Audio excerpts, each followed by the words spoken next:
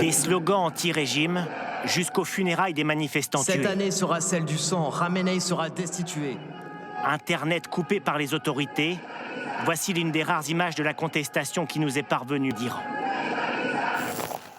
Contraste saisissant avec cette autre mobilisation diffusée, elle, en direct à la télévision.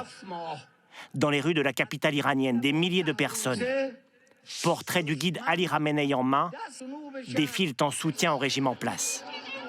Dans la foule, le président iranien Massoud Pezeshkian et à la tribune, celui du Parlement, particulièrement virulent à l'égard du mouvement de contestation.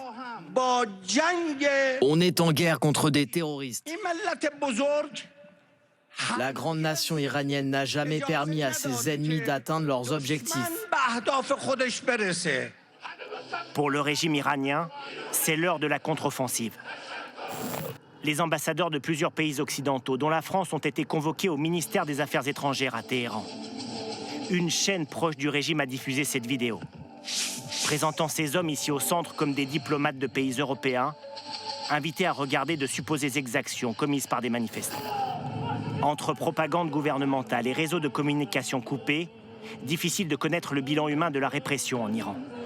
Selon des ONG, près de 650 personnes, dont 9 mineurs, ont été tuées ces 2 dernières semaines.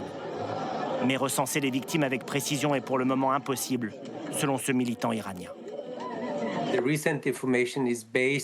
Les informations dont on dispose viennent des hôpitaux de différentes villes et des morgues. Cependant, nous n'avons des chiffres que de quelques villes, alors qu'il y a des manifestations partout en Iran. Les militants iraniens craignent qu'aux victimes des répressions de rue s'ajoutent bientôt celles des exécutions judiciaires. Des manifestants arrêtés en marche des cortèges ces derniers jours auraient été condamnés à mort.